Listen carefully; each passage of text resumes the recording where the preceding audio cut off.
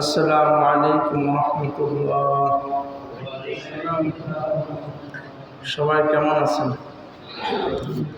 আলহামদুলিল্লাহ। ইন্নাল হামদালিল্লাহ আলহামদুলিল্লাহি নাহমাদুহু ওয়া নাস্তাঈনুহু ওয়া নাস্তাগফিরুহু। খুদ্ বই নাই এখানে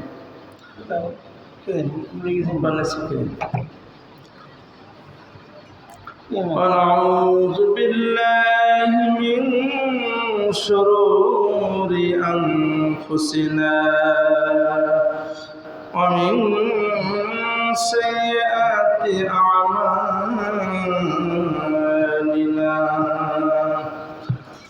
من يهده الله فلا مضل له ومن يضلله فلا هادي له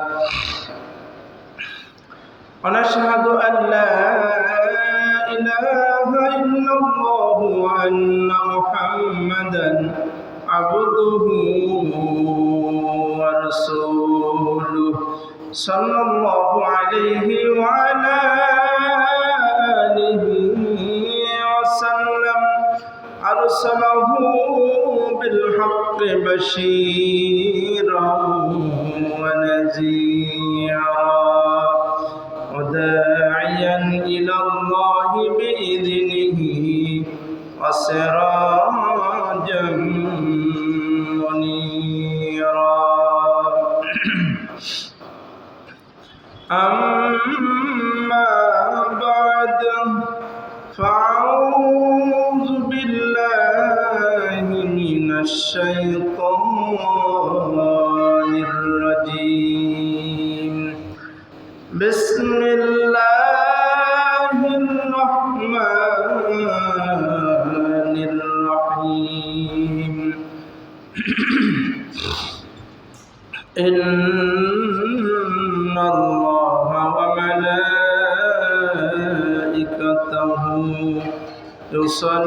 يصلون على النبي يا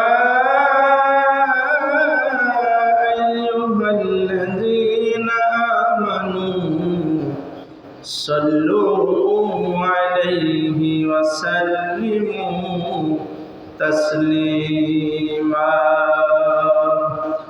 اللهم صل على محمد وعلى آل محمد كما صليت على إبراهيم وعلى آل إبراهيم إنك حميد مجيد اللهم بارك على محمد وعلى آل محمد كما باركت على إبراهيم وعلى آل إبراهيم إنك حميد مجيد معزز محترم حضرات علماء کرام মুরব্বিয়ান নিজাম যুবক ভাইরা আমার পর্দার আড়ালে সম্মানিত মা ও বোনেরা, আমরা সকলে মিলে শুকরগুজার করব যে রব্বুল আলামিন আমাদেরকে আল বাইতুল্লাহ আসার এবং বসার তৌফিক এনায়েত করেছেন। সেই মহান প্রভুর দরবারে আমরা জোরে সোরে কোরআন খুলে শুকরিয়া আদায় করি আলহামদুলিল্লাহ। সম্মানিত এলাকা মুসল্লিয়ান কিরাম, পৌনে একটা বেজে গেল, এখনো মসজিদ খালি। দয়া করে জুমার দিন আপনারা আগে প্রস্তুতি নেবেন। অল্প সময়ের মধ্যে আমরা সবাই মসজিদে এসে পড়ি।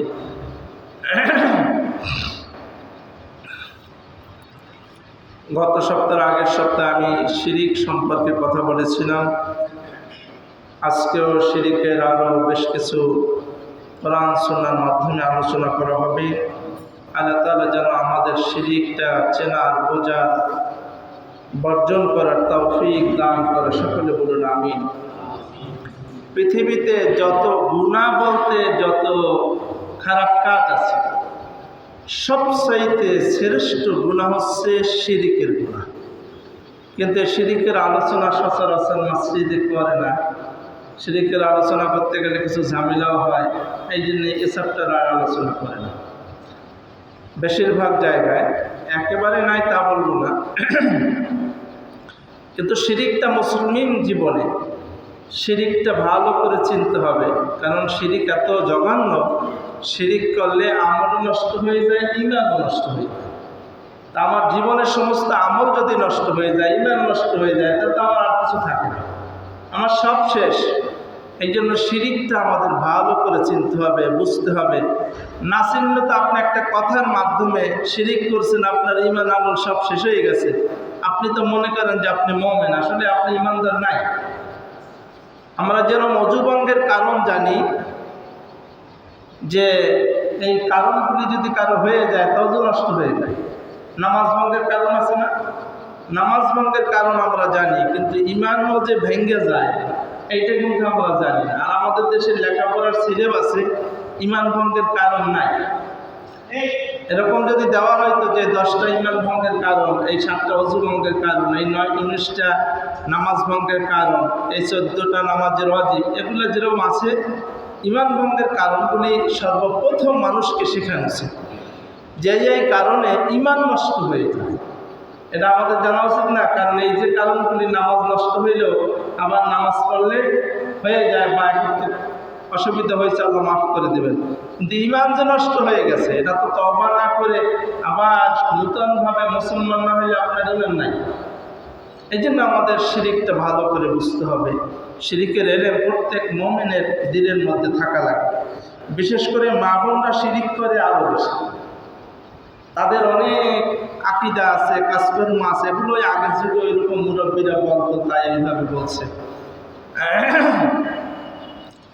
আজকেও শিরিকের ভয়াবহ সম্পর্কে আলোচনা করা হবে। আল্লাহ তাআলা আমাদের সকলকে বোঝার তৌফিক দান করুন, আমিন। সহিহুল বুখারী 2766 নং হাদিস। হাদিসটি সহিহ মুসলিমেও এসেছে 272 নং হাদিস।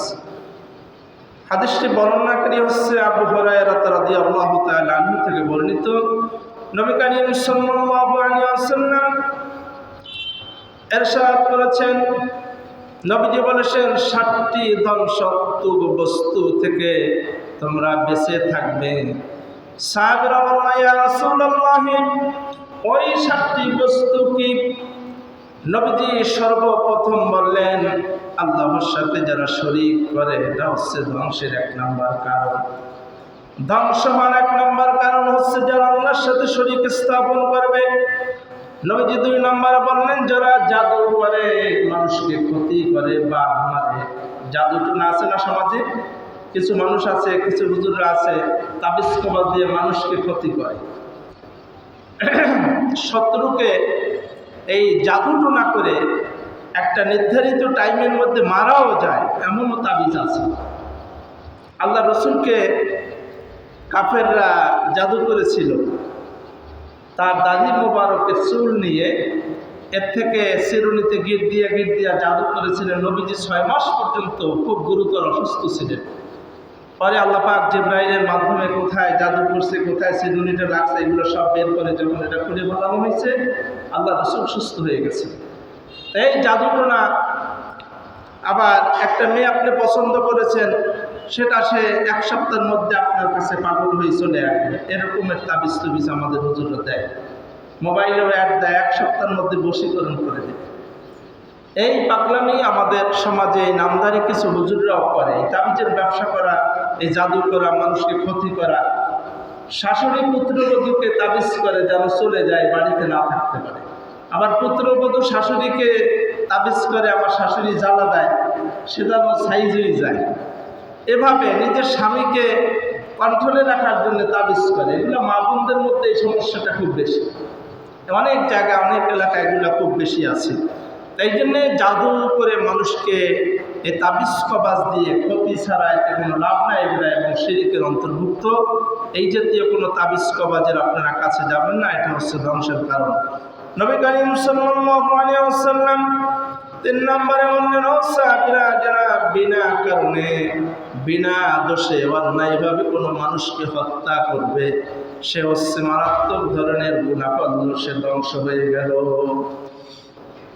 কারণ একটা মানুষ অন্যায়ভাবে মারলে নবীজি বলেছেন, আল্লাহ পাক রব্বুল আলামিন কোরআন পাকে ইরশাদ করেছেন, সে যেন তামাম পৃথিবীর মানুষ হত্যা করার পাপ তার ঘাড়ে উঠাই নিল। আমাদের দেশে অন্যায়ভাবে হত্যা হচ্ছে না, প্রতিনিয়ত মানুষ মানুষকে পিটাইয়া সামনাসামনি মারে ফেলায়, 5জন-7জন মিলে একটা মানুষ মেরে ফেলায়, একটা সাপ যেরকম মারে এরকম, তার মানুষের কোনো মূল্য নাই এখন সমাজে, এমন অবস্থা হয়েছে। এটা মারাত্মক ধরনের গুনাহ। এই সমস্ত গুনার কারণে আল্লাহ কিয়ামতের ময়দানে তাদের কঠিন সাজা দেবেন। অপেক্ষা করেন, এই সাজা আপনাদের জন্য আল্লাহ পাক রেডি করে রেখেছেন। এরপরে আল্লাহ রাসূল বললেন, ও সাহাবীরা, যারা সুদ খায় তাদের জন্য আল্লাহর পক্ষ থেকে ধ্বংস। যারা এতিমের সম্পদ অন্যায়ভাবে বক্ষণ করে, গরিব এতিম মিসকিন অসহায় মানুষদের সম্পদ জোরপূর্বক যারা নেয় ক্ষমতার বলে, তাদের আল্লাহ পাক ধ্বংস করে দিবেন। দুনিয়া এবং আখিরাতে তারা লাঞ্ছিত হবে। এবং যুদ্ধের ময়দান থেকে যারা পালিয়ে আসবে, ওই যুগে যখন যুদ্ধ হতো, সাহাবায়ে কেরামদের মধ্যে কিছু মুনাফিক ছিল। এই মুনাফিকরা যুদ্ধের ময়দান থেকে পালিয়ে আসতো, আবার নিজেরা মুসলমানও দাবি করত, তারাও ধ্বংস হয়েছে। এরপরে নবীজি বললেন, সতী নারীর নামে মিথ্যা অপবাদ দেয়া এটা মারাত্মক ধরনের গুনাহ। একটা নারী সম্পর্কে আমরা সঠিকভাবে জানি না, কিন্তু অনেক সময় সন্দেহ পোষণ করে তাকে নানান রকম মন্তব্য করা হয় যে অমুক মনে হয় পরকিয়া করে। এই জাতীয় মিথ্যা অপবাদ দেওয়া এটাও গুনাহ, মারাত্মক ধরনের গুনাহ শামিল। কারণ নবী করিম সাল্লাল্লাহু আলাইহি ওয়াসাল্লামের সঙ্গে আয়েশা রাদিয়াল্লাহু তাআলা আনহা, তিনি এক যুদ্ধে গেছিলেন। পথিমধ্যে আসার সময় তার নামে মুনাফিকরা একটা বদনাম উঠাইল যে আয়েশা রাদিয়াল্লাহু তাআলা আনহা জিনা করেছে। এই অনেক লম্বা ঘটনা, আমি সেদিকে যাব না। সেই সময় খুব মর্মাহত একটা অবস্থা হয়েছে। আবু বকর সিদ্দিক রাদিয়াল্লাহু তাআলা আনহুর মেয়ে, নবীজির স্ত্রী, এমন একটা কাজ করলে বিরাট একটা সমস্যা হয় না? এই সমাজে খুব ছড়াই পড়েছে। পরে আল্লাহর পক্ষ থেকে আয়েশা রাদিয়াল্লাহু তাআলা আনহার পক্ষে কোরআন নাযিল হয়েছে যে আয়েশা রাদিয়াল্লাহু তাআলা আনহা নিষ্পাপ, তিনি এ ধরনের কোনো অপরাধ করেন নাই, এগুলা মুনাফিকরা মিথ্যা রটাইছে। এই জন্য কোনো বিষয় না জেনে এই ধরনের মিথ্যা অপবাদ দেওয়া এগুলো মারাত্মক গুনার কাজ।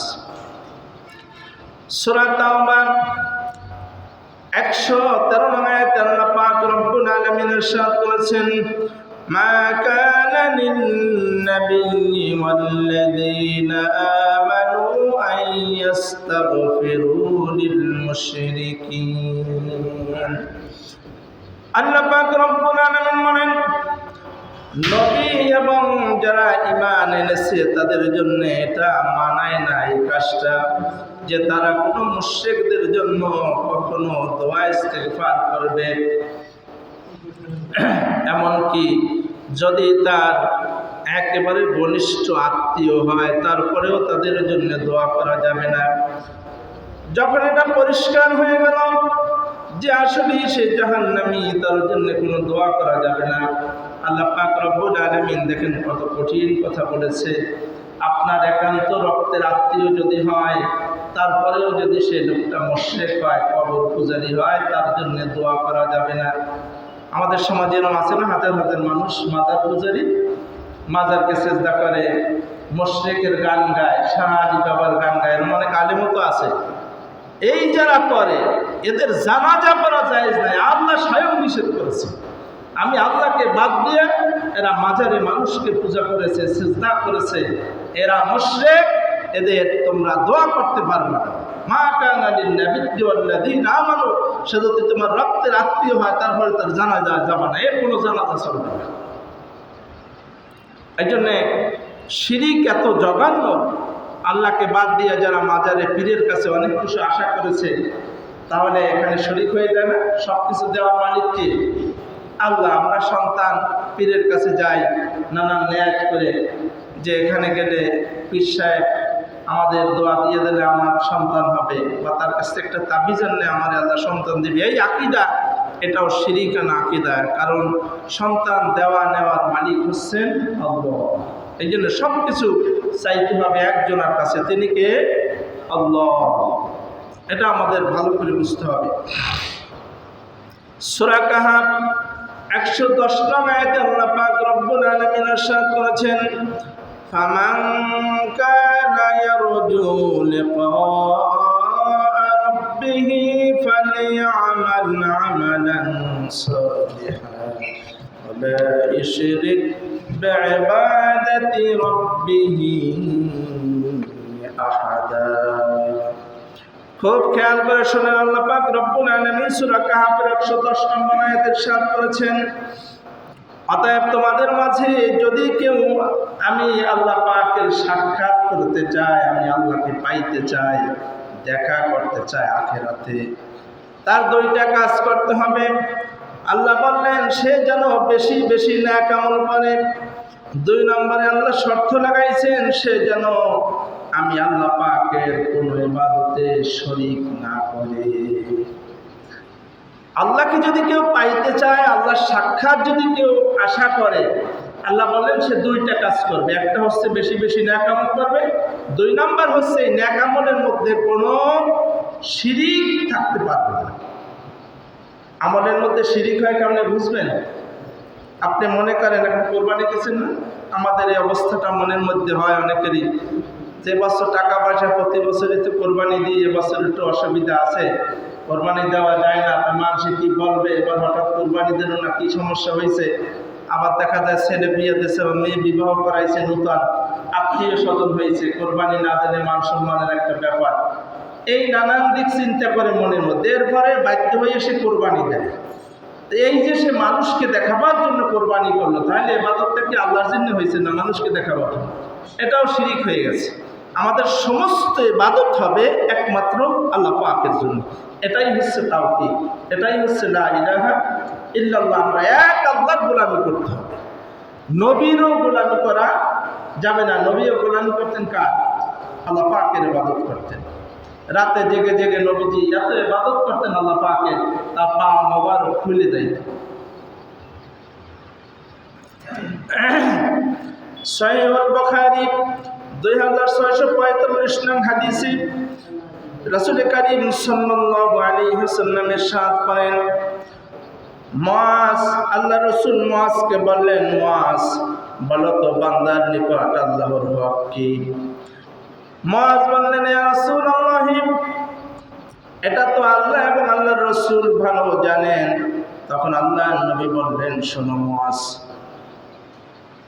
ইবাদত করবে একমাত্র রব্বুল আলামিনের, আর তার ইবাদতে কাউকে শরীক করবে না।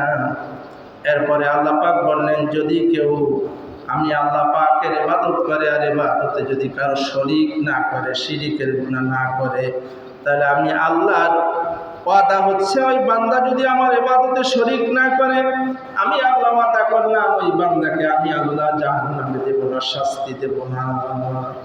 আল্লাহর হক হয়ে যায় বান্দারে, আল্লাহ পাক শাস্তি দেবেন না যদি শিরিকের গুনাহ না করে। সহিহ বুখারী 1237 নং হাদিস। হাদিসটি বর্ণনাকারী হচ্ছে আবু যর গিফারি রাদিয়াল্লাহু তাআলা আনহু থেকে বর্ণিত। নবী করিম সাল্লাল্লাহু আলাইহি ওয়াসাল্লাম ইরশাদ করেন, আল্লাহর নবী বললেন, জিবরাইল এসে আমাকে সুসংবাদ দিলেন, যে ব্যক্তি আল্লাহর সাথে শরীক করবে না, সে যদি মারা যায় জান্নাতে যাবে। যে ব্যক্তি শিরিকের গুনাহ না করে মারা গেল, নবীজি বললেন সে জান্নাতে যাবে। আর যদি কেউ শিরিক করে মারা যায় তাহলে সে জাহান্নামে যাবে। আবু যর নবীজিকে প্রশ্ন করলেন, ইয়া রাসূলুল্লাহ, ওই ব্যক্তি যদি চুরি করে, জিনা করে, তাহলে কি হবে? নবীজি বললেন, চুরি যদি করে, জিনাও করে, যদি শিরিক না করে, তারপরে ওই লোকটি জান্নাতে প্রবেশ করবে। কত বড় কঠিন কথা! এত গুনাহ করার পরেও সে লোক শিরিকের গুনাহ করে না, আল্লাহ তাআলা তাকে মাফ করে দেন। এই জন্য আমাদের শিরিকটা ভালো করে বুঝতে হবে। শিরিক, আগামী সপ্তাহে আমি কি কি কাজ করলে শিরিক হয় সেইটা ধারাবাহিক আলোচনা করবো। আপনারা আগে ভাগে আসবেন, তাহলে একটা ধারণা হইলে অন্তত আমরা বেঁচে থাকতে পারবো। শিরিকটা খালি বেঁচে থাকেন, আল্লাহ জান্নাতে যেতে পারবে। এই জন্য শিরিকটা আমাদের জানা লাগবে, আমরা তো অনেকেই বুঝি না। সহিহ মুসলিমের বর্ণনা 177 নং হাদিস, জাবের রাদিয়াল্লাহু তাআলা আনহু নবীজিকে প্রশ্ন করলেন, ইয়া রাসূলুল্লাহ, জান্নাত এবং জাহান্নাম কোন কোন ব্যক্তির উপর ওয়াজিব? নবীজি বললেন শোনো, যে ব্যক্তি শিরিক না করে মারা যাবে আর যে ব্যক্তি শিরিক করে মারা যাবে। সোজা প্রশ্ন। নবীজি বললেন শিরিক করে যে মারা গেল সে, তার জন্য জাহান্নাম ওয়াজিব, আর যে ব্যক্তি শিরিক না করে মারা গেল তার জন্য জান্নাত ওয়াজিব। সুবহানাল্লাহ। আমাদের মানুষ হিসাবে টুকিটাকি নানান ভুল হয়, কিন্তু এই সামান্য ভুল ত্রুটি আল্লাহ পাক ক্ষমা করে দিবেন, এরকম কোরআন হাদিসে অনেক প্রমাণ আছে, পাওয়া যায়। কিন্তু শিরিক করে যদি মারা যায় তার আর কোনো ক্ষমা হবে না। এই জন্য শিরিকের গুণাটা আমাদের এর থেকে বাঁচতেই হবে।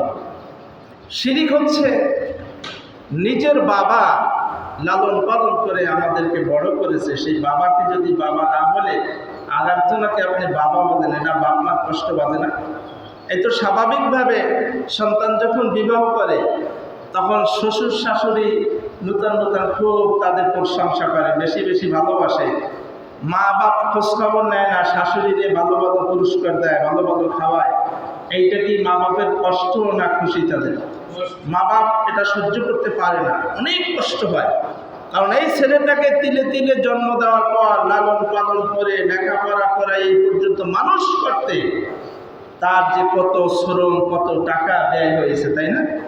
এরপরে যদি সে মা বাপ বাদ দিয়ে নূতন শ্বশুর শাশুড়ি নিয়ে নাচে, বিদেশ থেকে আইসে আগে যায় শ্বশুর বাড়ি, আর শাশুড়ির জন্য বড় বড় উপহার, বউয়ের জন্য বড় বড় উপহার, লাখ লাখ টাকা, মা বাপের খোঁজ খবর নেয়। এরকম হাজারো সন্তান সমাজে আছে না? তাই এটা যেমন মা বাবার বিশাল কষ্টবাদ, এটা মেনে নেওয়ার মতোই না, আর আল্লাহ নিষেধ করেছে। এখানে শ্বশুর শাশুড়িরও সম্মান করবে, কিন্তু সেটা মা বাপের চেয়ে বেশি হতে পারবে না। মা বাপকে প্রাধান্য দেবেন আগে। আপনি বিদেশ থেকে আসছেন, আগে আসবেন মা বাবার কাছে। মা বাবা খুশি হয়ে তারপরে আপনি এরপরে যাবেন শ্বশুর বাড়ি।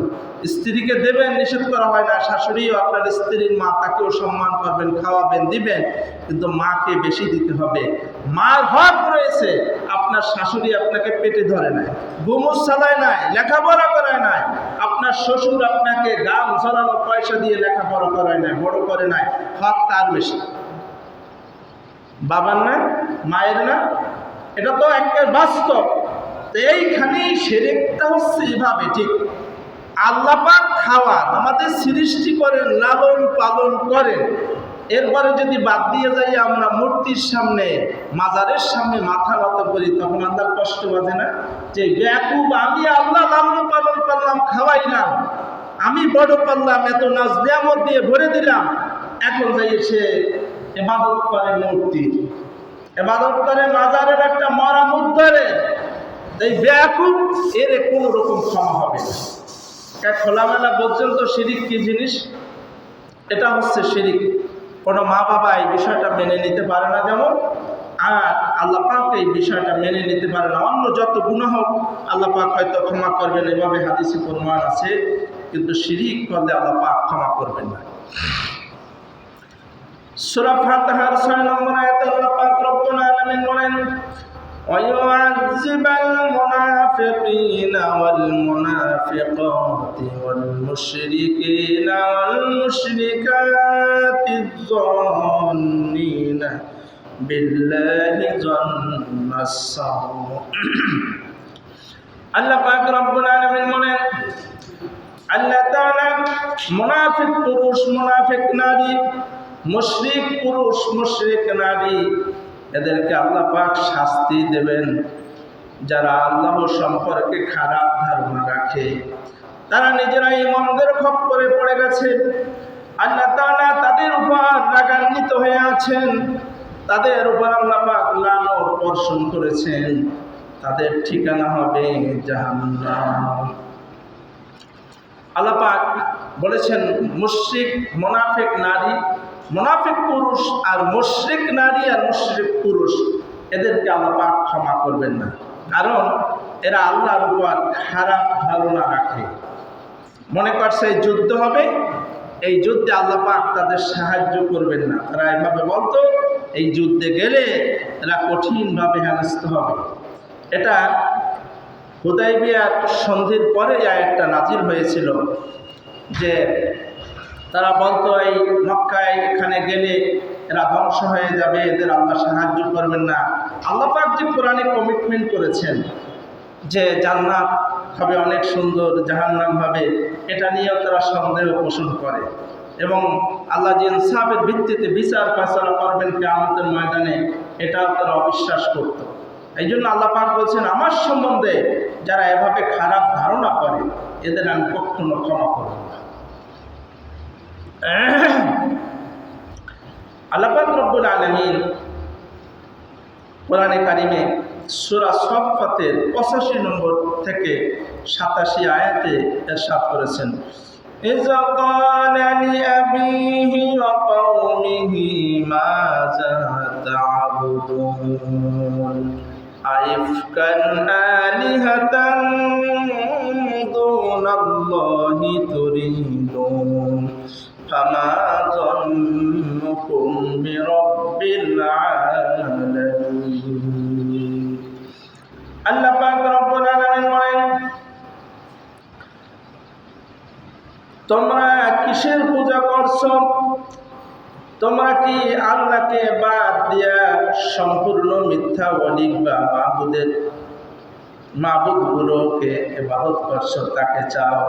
তাহলে বিশ্বজাহানের রব সম্বন্ধে তোমাদের ধারণা কি? তিনি কি রিজিক দিতে অক্ষম হয়েছেন? আল্লাহ পাক কি সুন্দর করে বলছেন, আমি আল্লাহকে বাদ দিয়ে তোমরা যে অন্য কারোর উপর নির্ভরশীল হও।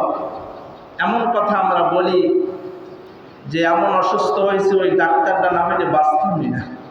বলেন তো এই কথাটা কি ঠিক হয়েছে?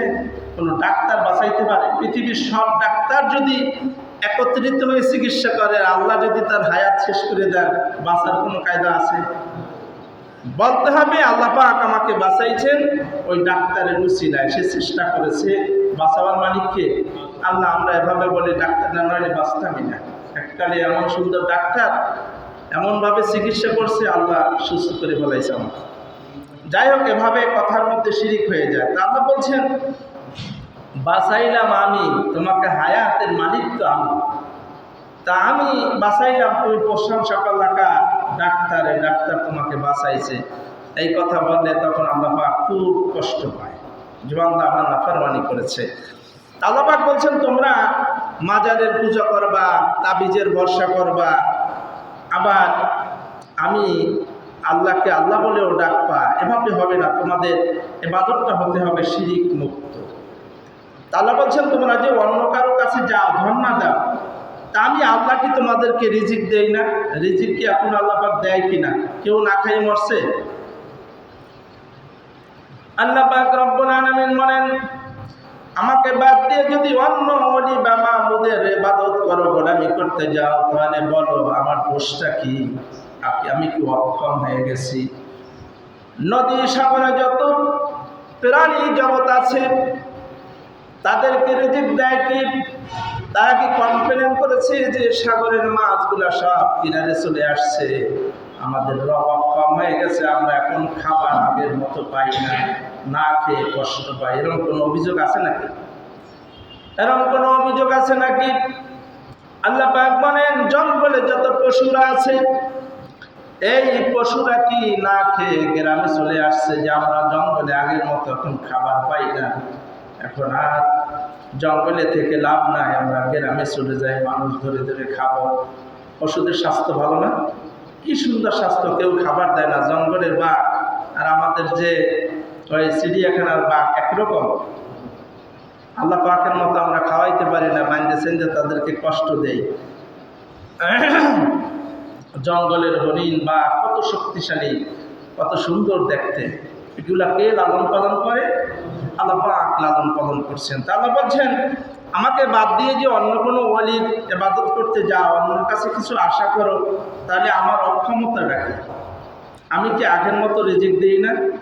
পাখিরা কি কেউ আসমান থেকে জমিনে পড়ে ছটফট করছে যে আমরা এখন আগের মতো খানা পিনা পাই না, আমাদের রক অক্ষম হয়ে গেছে, বুড়ো হয়ে গেছে, এখন কি করব, তাই এখন না খেয়ে মরছে? এরকম তো কোনো কমপ্লেন নেই। রিজিক তো আল্লাহ দিচ্ছেন সবাইকে। চন্দ্র সূর্য সেই আগের মতো আলো দিচ্ছে না, কোনোদিন দেরি হচ্ছে 1 মিনিট, এটা সব আল্লাহ পাক পরিচালনা করছেন। তা চন্দ্র সূর্য সব কিছু ঠিক আছে, আমি আল্লাহ পাকের সব সৃষ্টি ঠিক আছে, সব নিয়ামত তোমাদের করতে কোনোটাই উঠাই নেই, সব ঠিক আছে, তাহলে আমাকে বাদ দিয়ে আবার অন্য যাওয়ার দরকারটা কি? আল্লাহর এটা দাবির কথা। রাত আগের মতো সার্ভিস দিচ্ছে, রাত এবং দিনের পরিবর্তন হয় না। এখন দিন আছে, আবার সন্ধ্যার পরে রাত হয়ে যাবে। এটা কার হুকুমে হচ্ছে? আল্লাহ পাকের সব নিয়ন্ত্রণে এগুলো চলছে। আল্লাহ পাক সূরা নাবার মধ্যে বলছেন, ওয়া জাআলনাল লাইলা লিবাসা ওয়া জাআলনান নাহারা মাআশা।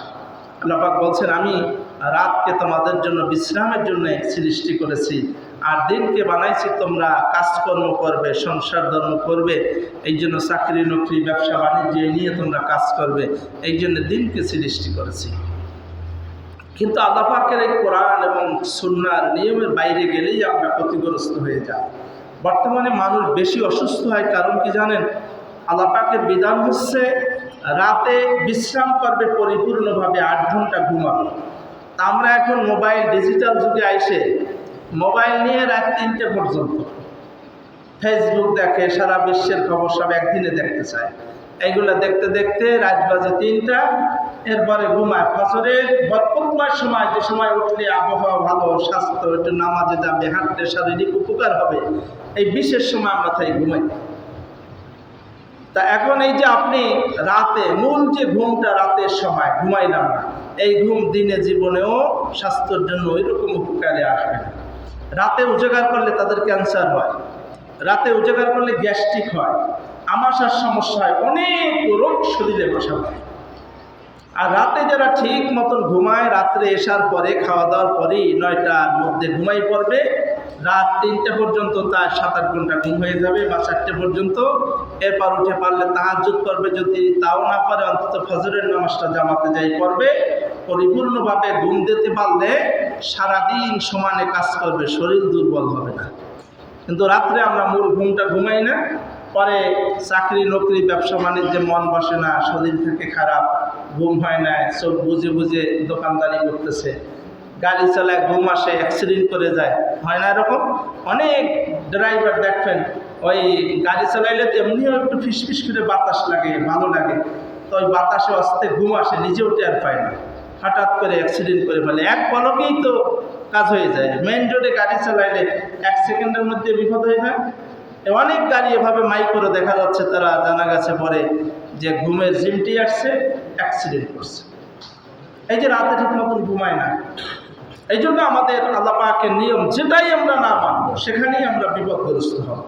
এই জন্য আমরা সবাই এই ঘুম আল্লাহ পাকের সুন্নাহ অনুযায়ী, নবী করিম সাল্লাল্লাহু আলাইহি ওয়াসাল্লাম এশার নামাজের পরে খেয়েই শুয়ে পড়তেন, আর রাত 3টায় উঠে নিয়মিত তাহাজ্জুদ করতেন, রাতে পরিপূর্ণ ঘুমাইতেন। এই হচ্ছে আমাদের সিলেবাস চলার জীবনে। টাইম টু টাইম খাওয়া। আমরা সকালের নাস্তা খাই 10টার পরে। অনেক মাসাসিরা আছে, তারা 10টার পরে উঠে ঘুমাই। ওই যে অনেক রাত তরিক জাগনা রয়েছে, ঘুম হয়নি, এখন সকালে ঘুমায়। তো সকালে ঘুম এটা স্বাস্থ্যের জন্য, আধুনিক স্বাস্থ্যবিদরাও বলেছে এটা স্বাস্থ্যের জন্য ভালো না, ক্ষতিকর। আর কোরআন সুন্নাহয় তাই বলা হয়েছে। ঘুমাবে রাত্রে, ভোরবেলা উঠে নামাজ পড়বে, কোরআন তেলাওয়াত করবে, নিজের সংসারের কাজকর্ম করবে, বাড়িতে 2টা গাছ লাগাইবে, এইগুলা নিয়ে ব্যস্ত থাকবে। এখন মক্তব বন্ধ হয়ে গেল কেন? এই মক্তব বন্ধ হয়েছে, মাসাসিরা রাতে ঘুমায় দেরি করে, সকালে উঠতে পারে না। এখন ওই বাচ্চা কাচ্চা তো ছোট, ওদের তো উঠাইয়া আদর করে ঘুম টুম থেকে উঠাইয়ে কিছু নাস্তা পানি খাওয়াই মাদ্রাসায় পাঠাইতে হয়, এই কাজটা তো মা। তা মাথাকে ঘুমাই উঠাইবে কে? এই কারণে কিন্তু সব এলাকার মক্তব বন্ধ, আসতে পারে না। বাচ্চারা দুই একজন আসলেও জিজ্ঞাসা করা হয় আসো না কেন? কাল হুজুর ঘুমতে উঠতে পারিনি। এ হচ্ছে আমাদের অবস্থা বর্তমান। এই জন্য আমাদের এগুলা বুঝতে হবে, খবরদার এই ধরনের কালচার থেকে আমাদের বেরিয়ে আসতে হবে। কোরআন সুন্নাহ নিয়ম কানুন অনুসারে যদি আমরা জীবনযাপন করি তাহলে আমাদের জীবনটা পাল্টে যাবে ইনশাআল্লাহ। সহিহ মুসলিমের একটি হাদিস, হাদিসে কুরসি হচ্ছে সেটাও আল্লাহ পাকের বাণী। আল্লাহ পাক রব্বুল আলামিন বলেন, কোন বান্দা যদি পৃথিবী ভরা গুনাহ করে, জমিন থেকে আসমান পর্যন্ত, পূর্ব থেকে পশ্চিম পর্যন্ত, উত্তর থেকে দক্ষিণ পর্যন্ত পুরা পৃথিবী ভরা গুনাহ করে, আল্লাহ পাক বলেন ওই বান্দার গুনার মধ্যে যদি শিরকের গুনাহ না থাকে, আমি আল্লাহ পাক রব্বুল আলামিন তারপরে ওই বান্দাকে ক্ষমা করে দেব। কত মর্মান্তিক কথা! পৃথিবী ভরা গুনাহ করেছেন, তারপরেও জান্নাত দিবে আল্লাহ। হয়তো কিছুদিন সাজা খাটতে হতে পারে, জেল খাটার পরেও তিনি জান্নাতে যাবেন, আল্লাহর ওয়াদা। কিন্তু শিরকের গুনাহ থাকলে আর ক্ষমা করবেন না। এই জন্য আমাদের শিরকের গুনাহ থেকে আমাদের বাঁচতে হলে আমাদের কাজ করতে হবে। একটা সংজ্ঞা বলি, আগামী সপ্তাহে বেশি সংজ্ঞা, শুধু শিরিক কিতে হয় এগুলোই বলবো, ব্যাপকভাবে আলোচনা হবে, আপনারা আগে ভাগে আসবেন। একটা কথা বলি, আকিমুদ্দিন প্রতিষ্ঠা করা প্রত্যেক মুসলমানের উপর ফরজ। এ কথা কোরআনে আল্লাহ বলছেন, সূরা শুরা 13 নম্বর আয়াত আল্লাহ পাক রব্বুল আলামিন বলেন, শারা'a লাকুম মিনাদ-দীনি মা ওয়াসা বিহি নূহা ওয়া ইব্রাহিমা মূসা ওয়া ঈসা আন আকিমুদ্দিন ওয়া লা তাতাফাররাকু ফীহি। আল্লাহ পাক রব্বুল আলামিন বলেন, দিন প্রতিষ্ঠার দাওয়াত আমি মূসাকে, ঈসাকে, ইব্রাহিমকে সবাইকে দিয়েছিলাম। সব নবীর দাওয়াত ছিল ক্বালা ইয়া কওমি ইবুদুল্লাহ, এক আল্লাহর গোলামি করো। আল্লাহর দিন প্রতিষ্ঠার দাওয়াত সমস্ত নবীরা দিয়েছেন। তা সব নবীরা 100% সফল হইতে পারে না, কিন্তু চেষ্টা করে গেছেন, চেষ্টায় কোনো ত্রুটি করেন না। প্রত্যেক নবী তার সামর্থ্য অনুযায়ী সারা জীবন চেষ্টা করে গেছে, তবে সবাই দিন প্রতিষ্ঠিত করতে পারে না। আমাদের নবী মুহাম্মদ রাসূলুল্লাহ সাল্লাল্লাহু আলাইহি ওয়াসাল্লাম তিনি দিন প্রতিষ্ঠা করেছিলেন, কোরআনের রাজ কায়েম করেছিলেন। তা নবীজি বলেছেন, আমার যুগটা হচ্ছে শ্রেষ্ঠ যুগ, সোনালী যুগ, এমন সুন্দর যুগ আর হতে পারে না। যে সমাজের নিয়ম কানুন সব কোরআন দিয়ে হয়, সেই সমাজ সুন্দর হয় না? কোরআনের সমাজ কি? কোরআনের সমাজ হচ্ছে জেনা, ব্যভিচারী, খুন খারাপি, চাঁদাবাজি, এ সমস্ত কিচ্ছু চলবে না, সব বন্ধ। শুধু মানুষের মধ্যে ভাই ভাই হয়ে মিলেমিশে সবাই থাকবে, সমাজে কোনো মারামারি হানাহানি থাকবে না, সবাই আল্লাহর হুকুম মানবে, সুন্দর করে কোরআন সুন্নাহ অনুযায়ী জীবন চলবে। এটা হচ্ছে কোরআনের নিয়ম। এখন আমরা এই দিন প্রতিষ্ঠা করা ফরজ। মুসলমানের ধর্ম কি বলেন? হ্যাঁ, ইসলাম। এ কথা কে বলছেন? আল্লাহ পাক বলছেন, ইন্নাদ-দীনা ইনদাল্লাহিল ইসলাম। আল্লাহ পাক বলেন, একমাত্র আমি আল্লাহ পাকের ধর্ম হচ্ছে ইসলাম। আর যারা মুসলিম, আমরা কালেমা পড়েছি, আমাদের সবাই ধর্ম কি? ইসলাম। এখন ইসলাম ধর্ম ছাড়া যদি অন্য কোনো ধর্ম আমরা পালন করি, আমাদের সমাজে নানান ধর্ম আবিষ্কার হয়েছে না? সেকুলার আছে না, গণতন্ত্র আছে না, কার্ল মার্ক্সের আছে না, এরকম নানান ধর্ম আবিষ্কার হয়েছে। এগুলো হচ্ছে সব মানুষ রচিত ধর্ম। কি ধর্ম? মানুষ রচিত ধর্ম। একটু বিবেক দিয়ে খেয়াল করেন, আমরা মুসলমান এখানে বসে মসজিদে পড়লাম, ইয়্যাকা না'বুদু ওয়া ইয়্যাকা নাস্তাঈন, একমাত্র তোমার ইবাদত করি। কথাটা কত শক্ত করে বলতেছি, একমাত্র তোমার ইবাদত করি আর সাহায্য তোমার কাছেই চাই, এটা তাওহীদ। এখন আল্লাহ পাকের যদি গোলামি করতে হয় তাহলে আমরা মুসলিম, আল্লাহ পাকের ধর্ম নিয়ে আমরা মুসলমান। কিন্তু এখন আমরা মসজিদ থেকে নেমেই আবার গণতন্ত্র প্রতিষ্ঠার কাজ করছি, তাই না? গণতন্ত্র আইন হচ্ছে শিরকি আকীদা, শিরকি আইন। আমরা মুসলমান জীবনে আইন চলবে কয়জনা? বলেন, আইন চলবে কার? আল্লাহ পাকের, জোরে বলেন। মুসলমান জীবনে আইন চলবে কার? সবাই মুখ থেকে বলেন। স্বীকৃতি জানান, মুসলমান জীবনে আইন চলবে কার? আল্লাহ পাকের। তাই মুসলিম জীবনে যদি আমরা আল্লাহ পাকের আইন প্রতিষ্ঠিত না করতে পারি, তাহলে তো আমরা মুসলমান থাকি না। মুসলমান থাকি। গণতন্ত্র কি? আমাদের সমাজে এখন গণতন্ত্র আইন চলছে। আমাদের অফিস আদালত পার্লামেন্টে সব জায়গায় কি চলে? গণতন্ত্র প্রতিষ্ঠার কাজ করছে। এই গণতন্ত্র হচ্ছে মানুষ রচিত আইন। এইটা অর্থটা ভালো করে বোঝেন। গণতন্ত্র মানে কি? মানুষ রচিত আইন। পার্লামেন্টে সবাই যেটা সাপোর্ট করবে ওইটাই তাদের জন্য শরিয়াত, ওইটাই তাদের জন্য আইন। এখন আমাদের সমাজে এরকম মানুষ রচিত বিচার ফয়সালা সব কিছু, আইন আদালতে সব জায়গায় বিচার ফয়সালা হয় মানুষ রচিত আইন। এখন মানুষ রচিত আইন যদি আমাদের হয়, যে সমাজের মানুষ, যে রাষ্ট্রের মানুষ সবাই মানুষ রচিত আইন পালন করে, তাহলে কি আর মুসলমান আমরা থাকি? আমরা না কইছি যে আইন চলবে মুসলিম জীবনে কার? আল্লাহ পাকের। বলেন তো, আমাদের দেশে কতলে কতল, যারা একজন মানুষ খুন করবে তাকে রায় হচ্ছে খুন করতে হবে, তাকেও গর্দান কাটতে হবে। এই বিচার আমাদের সমাজে আছে? একজন মানুষ যদি জেনা করে, তাহলে তাকে স্ত্রী আছে, তারপরে যদি জেনা করে, তাহলে আল্লাহ কোরআনের আইন হচ্ছে তাকে বুক সমান মাটিতে গেড়ে বাকি অর্ধেক সমাজের সব মানুষ মিলে পাথর মেরে শেষ করে দেবে। কি করবে? পাথর মেরে তাকে হত্যা করবে। এ হচ্ছে আল্লাহর কোরআনের আইন।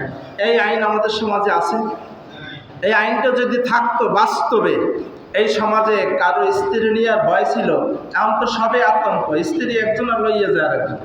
বর্তমান সমাজে এখন সবচেয়ে বেশি শিশুরা অপদস্থ হচ্ছে, লাঞ্ছিত হচ্ছে, বঞ্চিত হচ্ছে। কারণ স্ত্রী সে 2-3টা বাচ্চা আর একজনের সাথে চলে গেছে, বাবাও এখন আর একটা বিবাহ করতে পারছে, মাঝখানে এই যে বাবার কিছু সন্তান, ওই মহিলার সন্তান, এই বাচ্চারা মূলত আপন মা নাই। শতালো মা কি ওইভাবে ভালোবাসতে পারবে আপন মার মতো? ভালো তো বাসেই না, নির্যাতন করে, জুলুম করে। দেখেন না আপনারা?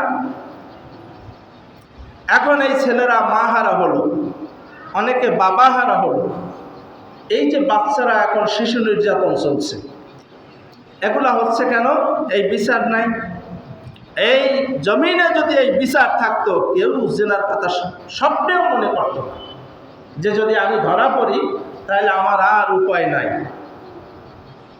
একজন খুনিকে যদি বাইতুল মুকাররমের সামনে গর্দান কাটা হইতো, যদি এই পাতিমস্তানরা খুন করে, এত আমাদের নেতারা সাহস দেয় তাদের, চাই কোনো নেতার টেলিফোনে কাজ হবে না, আল্লাহর হুকুম যখন আসছে এটা কার্যকর হবে। এই যদি বিচার ফয়সালার অবস্থা থাকতো, আমাদের সমাজে আর এই পাগলামি থাকতো কিছু? এই বিচার ফয়সালা নিয়ে আমি সামনে ব্যাপকভাবে কথা বলবো। তা কোরআনের আইন 2-1টা দেখাইলাম আর কি। আল্লাহ বলছেন চোরের হাত কাটে। চোর যদি ধরা পড়ে, এই তাল চোর বেল চোরের হাত কাটতে বলে নাই। একটা মানুষ পেটের ক্ষুধায় কলা চুরি করছে, তাকে কঠিন বিচার করা হয়। আর যেই কলমের খোঁচায় হাজার হাজার কোটি টাকা বিদেশ পাঠাইল, ব্যাংক লুটপাট করলো, এই চোরদের হাত কাটতে বলছে আল্লাহ পাক। এদের যদি হাত কাটা হতো, এই বড় বড় স্বৈরাচারদের কলমের খোঁচায় কোটি কোটি টাকা জনগণের চুরি করেছে, তাহলে এই দেশে আর এই লুটপাট কেউ করতো না, তাই না? কোরআনের বিচার যে কত সূক্ষ্ম, এই হাত কাটার বিচার, এটার অনেক ব্যাখ্যা। কারণ এই হাত কাটলে আপনার ছেলে মেয়ে বড় হয়েছে, আর বিবাহ দেওয়া লাগবে, মেহমান আসছে দেখতে, আপনার মেয়েকে আইসে দেখে মুরব্বীর হাত কাটা, তাও জিজ্ঞাসা করবে আশপাশে কেউ, বাবা কি আপনার হাতের খবর কি? তখন বলবে যে ওই চুরি করতে যাই ধরা খাইছিল, বলবে না? তখন এই চোরের কোনো সামাজিক মানুষে মেয়ে নেবে, ছেলের কাছে মেয়ে দিবে, কোনো সামাজিক মানুষের সাথে আত্মীয় করবে। আর এটা তো মোছারও কায়দা নাই, হাত নাই, এটা তো মোছার কোনো সিস্টেম নেই। তখন সে সামাজিকভাবে তার ছেলে মেয়ে তাকে সাইজ করবে। এ নাতি পর্যন্ত বিয়ে দিতে গেলে ঝামেলা হবে। তখন তার সন্তানরা তার বাবাকে বলবে, তোমার কারণে আজকে আমরা বিবাহ করতে পারি না, সমাজে লাঞ্ছিত, এমন বাবারে অপমান করবে। আর এমন জঘন্য কাজ জীবনে আর কেউ করবে না। তো একজন মরে যদি সমাজ বাঁচে, এরকম আইন ভালো না? আল্লাহ পাকের কোরআনের বিধান যে কত সুন্দর, প্রত্যেকটা বিধান এরকম, যেটা বলবো সেটাই অবাক হবেন যে কত সুন্দর তথ্য আল্লাহ দিয়েছেন, কিন্তু আমরা এগুলো মানি না, যার কারণে আজকে সমাজ অশান্ত। আল্লাহ পাক বোঝার তৌফিক দান করুন। আমিন।